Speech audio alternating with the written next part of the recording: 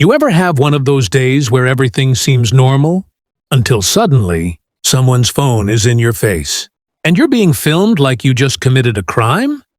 Yeah, that's exactly how my Tuesday morning turned into pure chaos.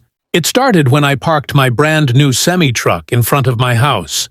I just bought it after years of saving up. My pride, my dream on wheels. I spent the whole morning washing it, polishing every inch until it gleamed under the sun.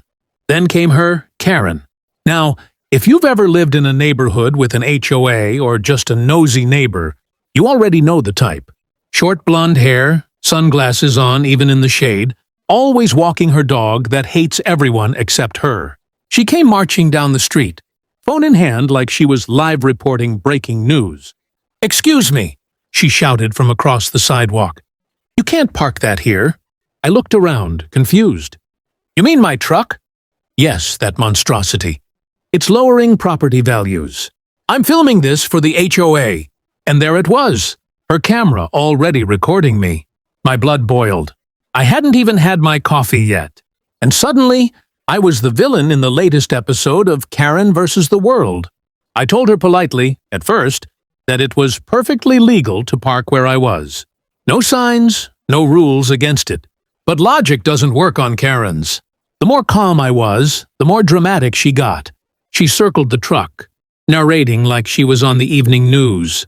"Look at this. A massive commercial vehicle parked in our peaceful community. Totally unacceptable." I started laughing, and maybe that was my mistake. Because when a Karen realizes she's not being taken seriously, she levels up. She called 911. "I'm reporting a suspicious vehicle," she said, loud enough for me to hear every word. "The driver is acting aggressive." I couldn't believe it. I hadn't moved an inch. But fine, I decided to film too. Two can play this game.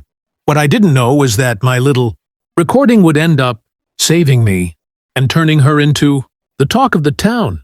Because when the police showed up, things took a turn she never expected. Want to continue to Chapter 2, where the cops arrive and Karen's story starts to crumble? When the flashing red and blue lights appeared at the end of my street, Karen puffed up like she'd just summoned backup in an action movie. She had her phone aimed straight at my truck, narrating every second like she was a reporter on scene. "There they are," she said smugly. "Finally, someone who'll deal with this." I stood there, leaning against my truck, hands in my pockets, calm as a monk. The officers stepped out, two of them. One was tall, serious, and clearly tired of nonsense calls. The other had that, "let's just get this over with" expression. Karen rushed toward them, waving her phone. "Officers! Thank goodness you're here. This man's truck is illegally parked, and he's been threatening me." I blinked. Threatening? That was a bold lie. The taller officer glanced at me, then back at her. "Ma'am, could you tell us exactly what happened?" Karen started spinning her story. How I revved the engine at her, how she feared for her safety, and how this kind of thing isn't allowed in the neighborhood. Her voice trembled, like she was auditioning for a drama series. When she finally stopped talking, the officer looked at me. "Sir, what's your side?" I simply handed him my phone. "I recorded the whole thing," I said. He watched it. I saw his face change halfway through, from neutral to annoyed. Then he turned to Karen. "Ma'am, it looks like he was just washing his truck. He didn't threaten you. In fact, you were the one filming and escalating things." Karen's mouth fell open. That's not how it happened." "You're taking his side?" The shorter officer sighed. "Ma'am, we get a lot of these calls. You can't report people for doing something legal. False reports waste resources." I tried to hide my smile. Tried. Karen's face turned redder by the second. "You're supposed to protect this community," she snapped. "We have rules here." "Not rules against washing a truck," the officer replied dryly. They gave her a warning. If she kept making false claims, she could face charges. That's when Karen finally lowered her phone, muttering something about unfair treatment. As she stomped away, I thought that was the end of it. I even texted my buddy, "Crisis over. Karen defeated." But oh no, Karen wasn't done. She'd filmed everything, edited her version, and uploaded it online, hoping to make me look bad. What she didn't know? The internet was about to turn on her in ways she never imagined. 2 days after the news segment aired, the neighborhood was quieter than usual. No dogs barking, no lawnmowers, not even Karen's usual morning rant echoing through the cul-de-sac. For the first time in a while, I actually enjoyed washing my truck in peace. That peace lasted exactly 6 minutes. I saw her, walking slowly down the sidewalk. Sunglasses off this time, no phone in sight. Her shoulders were hunched, her confident stride replaced by something I'd never seen on her before. Embarrassment. "Hey," she said, barely above a whisper. "Can I talk to you?" Now, every instinct in me screamed, "Don't do it. She's setting you up again." But curiosity won. I leaned against the hood of my truck and nodded. "Sure, what's up?" She took a deep breath. I didn't mean for all that to happen. The video, it got out of hand. I was just trying to protect the neighborhood, but people twisted it. I raised an eyebrow. "Karen, you posted it yourself." Her face flushed. "Yeah, well, I didn't think people would see it that way. The news, the memes.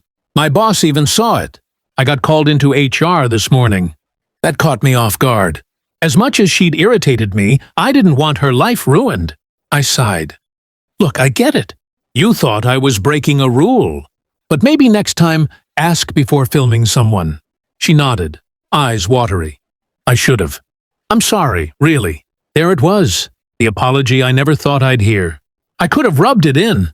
I could have said something clever like, maybe the HOA can add no unnecessary drama to the rulebook. But I didn't.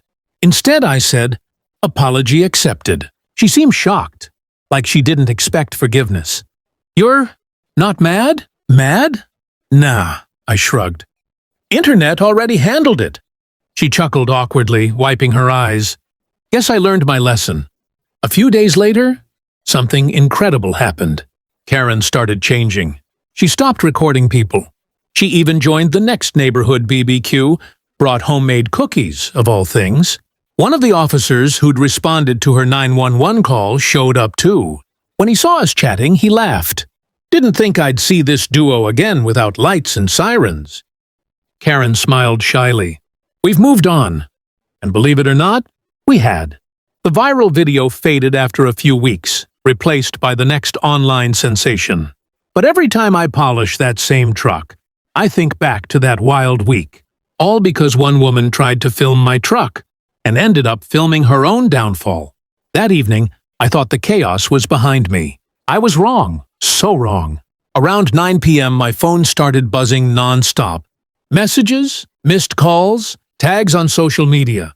My buddy Mark sent the first text. "Bro, you're on Facebook." And not in a good way. I opened the link, and there it was, a shaky vertical video of me standing beside my truck while Karen narrated in full-blown dramatic mode.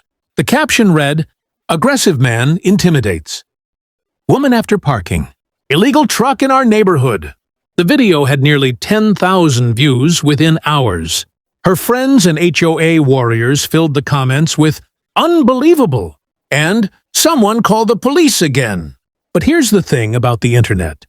It's smarter than Karens think. A few eagle-eyed viewers noticed something off.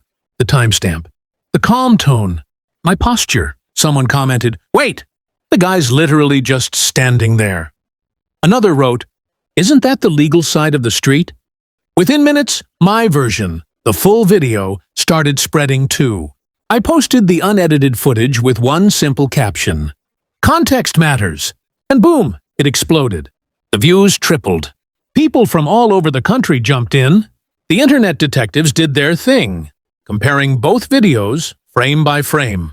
The verdict was unanimous. Karen was lying. Memes started popping up overnight. Someone edited her yelling, "Property values," into a dubstep remix. Another added dramatic music and turned it into a fake news intro. Breaking: Woman saves neighborhood from clean truck.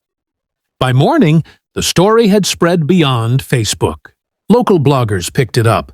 One even titled their article, "HOA Karen Strikes Again," but this time, the cameras turned on her. And then came the kicker, the local news. Channel 7 ran a short segment that evening. I'll never forget the anchor's tone. A neighborhood dispute turned viral after a resident filmed her neighbor washing his truck, only to be proven wrong by his own footage. They blurred her face, but everyone in town knew exactly who it was. Karen's phone probably blew up harder than mine that night. The same neighbors who cheered her on online suddenly pretended they didn't know her. She deleted the video, but it was too late. Once the internet has it, it's forever. I could have left it there, but I didn't, because what she did next was the wildest twist. Yet, and it changed how the entire neighborhood saw her. Enjoyed this wild Karen story? Hit that subscribe button for more real-life neighborhood drama and HOA showdowns. Drop a like if you've ever dealt with a nosy neighbor. And tell me in the comments, what would you have done if Karen started filming your truck?